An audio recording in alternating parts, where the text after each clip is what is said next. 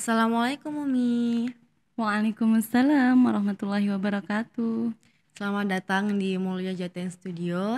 Terima kasih sudah menyempatkan hadir di Mulia Jaten Podcast. Umi, bagaimana nih kabarnya hari ini? Alhamdulillah bi khair. Alhamdulillah baik-baik saja. Alhamdulillah Allah telah memberikan kesempatan dan nikmatan kepada kita semua, kepada Umi dan keluarga. Alhamdulillah. Untuk kegiatan Umi selama Ramadan ini ngapain aja sih Umi? Bertambahkah jadwal di bulan Ramadan ini atau tambah senggang nih Umi? Pada bulan Ramadan ini tentunya kegiatan tambah padat. Banyak kegiatan-kegiatan yang tidak eh, ada di di hari-hari biasanya. Seperti halnya sahur, kemudian berbuka. Umi sebagai seorang ibu juga pastinya menyiapkan untuk semuanya itu. Dan tidak lain, Umi adalah seorang pengajar, jadi eh, mengajar di sekolah seperti biasa. Baik, Dan banyak kegiatan-kegiatan juga di luar, seperti mengikuti pengajian, kemudian tahsin-tahsin juga bersama guru-guru. baik Umi. Jadi jadwalnya bertambah padat ya Umi. Iya. Nah, untuk cara mengat Umi cara cara Umi mengatur jadwal itu gimana sih Umi agar tetap bisa bertadarus, membagi waktu dengan keluarga dan lain-lain. Cara mengatur Umi dalam kegiatan, meskipun kegiatan itu sangat padat, bukan suatu hal masalah bagi Umi. Insya Allah ketika kita bisa menempatkan sesuatu pada tempatnya, eh, membagi tugas-tugasnya itu pastinya tidak akan terbengkalai. Seperti halnya ketika Umi berada di sekolah, itu tetap fokus dalam sekolah. Kemudian ketika di rumah fokus dengan keluarga. Membahas materi kita hari ini nih Umi, kita bakal membahas tentang hukum seputar wanita di bulan Ramadan Umi. Biasanya kan wanita itu tidak bisa full mengerjakan puasa di bulan Ramadan ya Umi. Pasti ada saatnya itu untuk dispen ya Umi istilahnya. Itu bagaimana sih Umi? Ya, kita sebagai wanita, kodratnya sebagai wanita, tentunya kita mendapatkan rukhsah, mendapatkan dispen dari Allah Subhanahu wa taala untuk tidak berpuasa.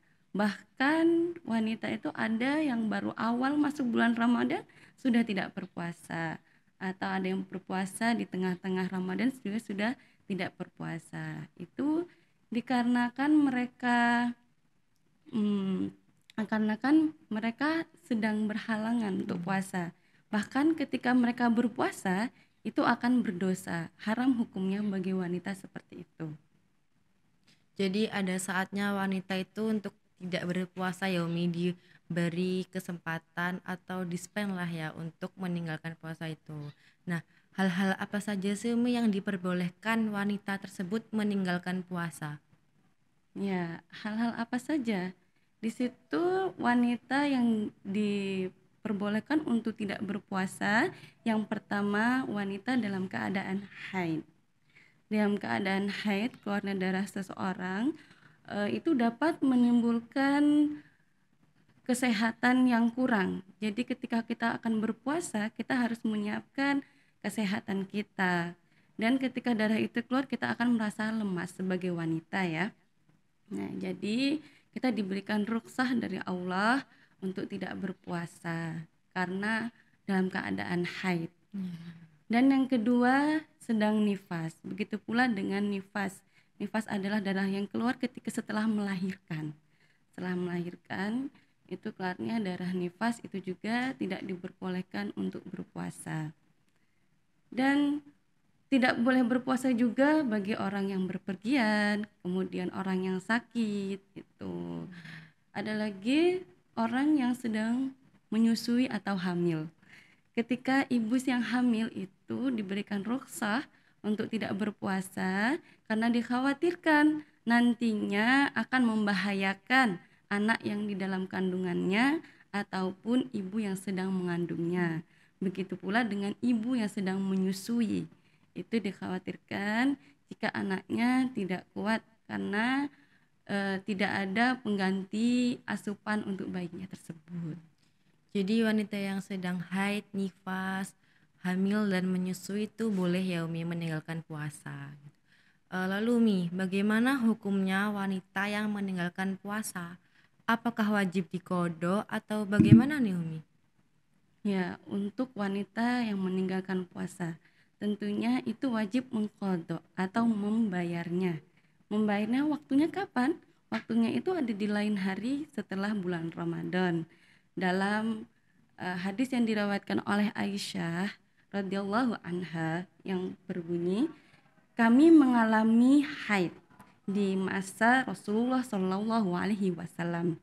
Maka kami diperintahkan untuk mengkodoknya sesuai mengkodok puasa dan tidak dianjurkan untuk mengkodok sholatnya. Jadi kita harus mengkodok puasanya. Itu telah diriwayatkan oleh hadis Aisyah radhiyallahu anha, sahih hadisnya nomor 3514. Jadi kita terfokus kepada kodok puasanya ya Umi, bukan kodok sholatnya ya Umi. Iya. Baik Umi.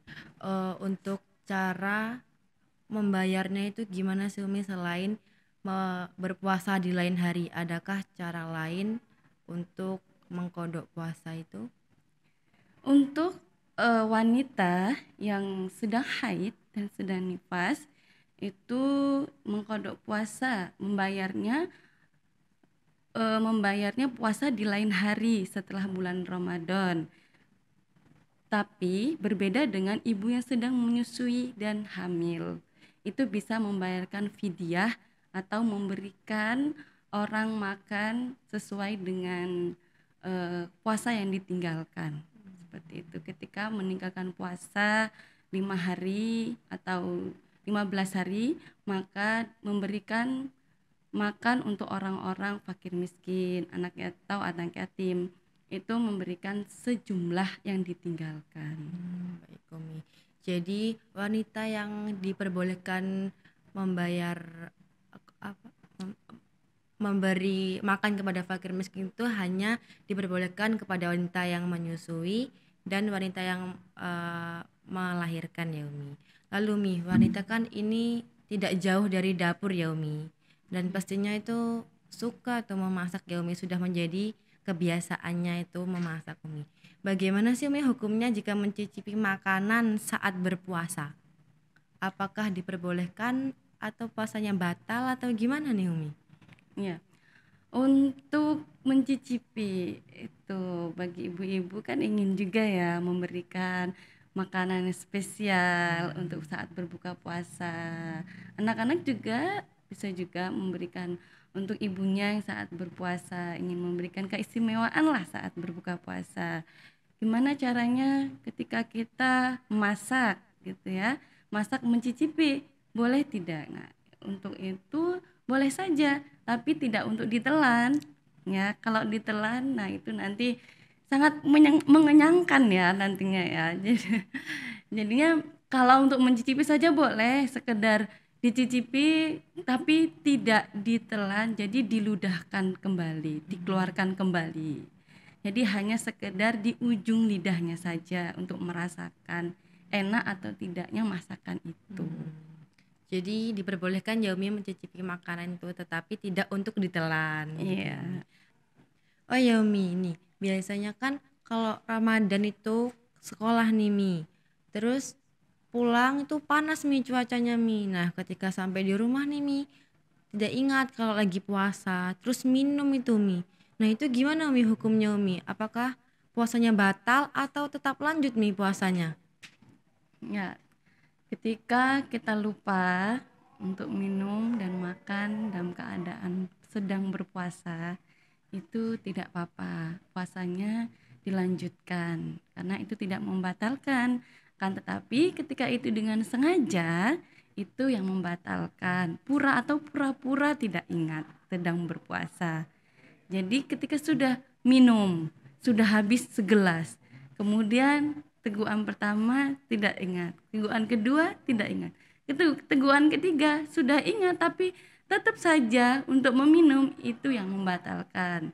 Tapi kalau satu gelas sampai habis baru dia ingat, oh ya saya berpuasa, Nah, itu tidak apa-apa, tidak membatalkan puasa.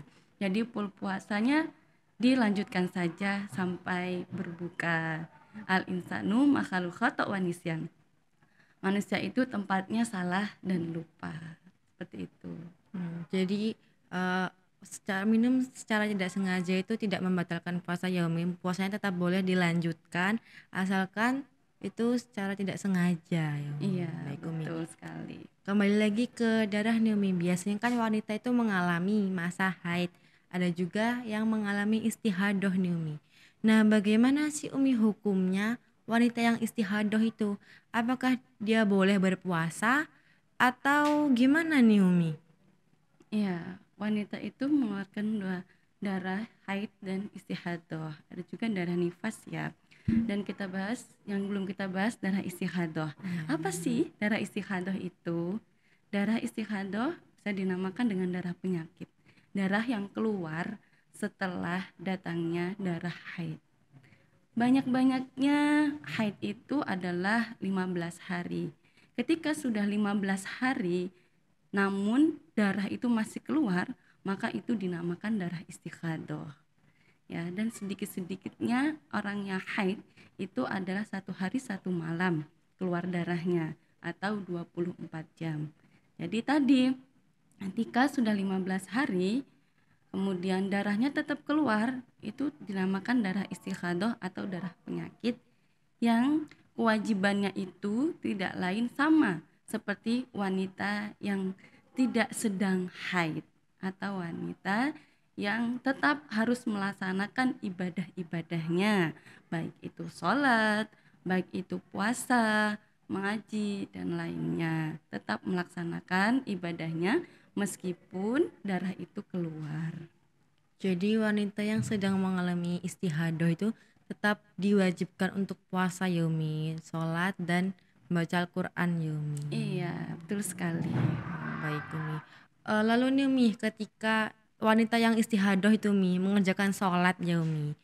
Lalu ketika sholat itu di tengah-tengah waktu sholat darahnya itu keluar Umi. Itu gimana Umi? Apakah wanita tersebut harus berhenti atau melanjutkan sholat? Ya, untuk wanita yang sedang beristihadah seperti tadi hukumnya sama saja orang yang sedang tidak berhaid atau orang yang sedang tidak berhadas. Namun ketika setelah berwudu, wanita tersebut harus memberikan pembalut ya, agar itu tidak darahnya itu tidak kemana-mana. Jadi tetap dinamakan orang yang suci, tidak berhadas meskipun dia keluar darahnya. Itu kan bukan kita yang mengeluarkan, tapi memang sudah kodratnya sebagai wanita seperti itu. Jadi usaha kita ya tadi memberikan pembalut dulu sebelum melaksanakan sholat, tetap seperti biasanya seperti orang haid.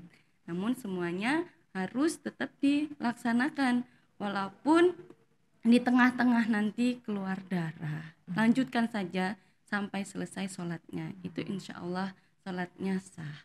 Jadi tetap melanjutkan ya Umi walaupun darahnya itu keluar. Iya, Lalu Numi, biasanya kan ada wanita yang mengkonsumsi obat agar menunda haid ya Umi, agar dia bisa mengikuti puasa itu secara full 30 hari. Nah itu bagaimana Umi hukumnya bagi wanita yang mengkonsumsi obat? iya. Ada wanita yang mengkonsumsi obat untuk melengkapkan puasanya sampai 30 hari. Itu para ulama membolehkan saja asalkan tidak merusak atau mengkhawatirkan pada kesehatannya. Namun Allah itu sudah memberikan kepada kita haid, itu merupakan tanda kasih sayang dari Allah untuk seorang wanita untuk diberikan keringanan bagi kita. Jadi kita sebagai wanita harus terima dengan apa yang sudah ditakdirkan, diberikan haid dan kelonggaran kita untuk tidak berpuasa meskipun kita harus membayarnya di lain hari. Nanti kita tetap berusaha tidak usah untuk mengonsumsi obat meskipun obat itu boleh dikonsumsi, jadi gitu. Jadi begitu ya Umi, lebih baiknya kita tidak mengkonsumsi obat ya walaupun Iya, diperbolehkan. iya, Baik Umi. Terima kasih Umi untuk ilmu dan pengetahuan yang sudah diberikan. Semoga bermanfaat bagi saya dan teman-teman semua yang menonton video ini. Jadi ya, dari yang belum tahu menjadi tahu, dari yang belum paham menjadi paham.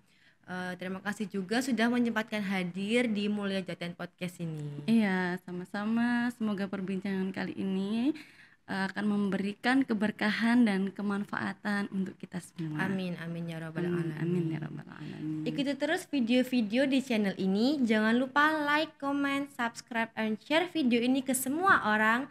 Dan nantikan video-video selanjutnya di channel ini. Sampai jumpa di video selanjutnya. Wassalamualaikum warahmatullahi wabarakatuh. Jangan protes pada proses. Yakinlah bahwa usaha tidak akan mengkhianati hasil. Mulia Jatan Podcast, semangat melayani Indonesia.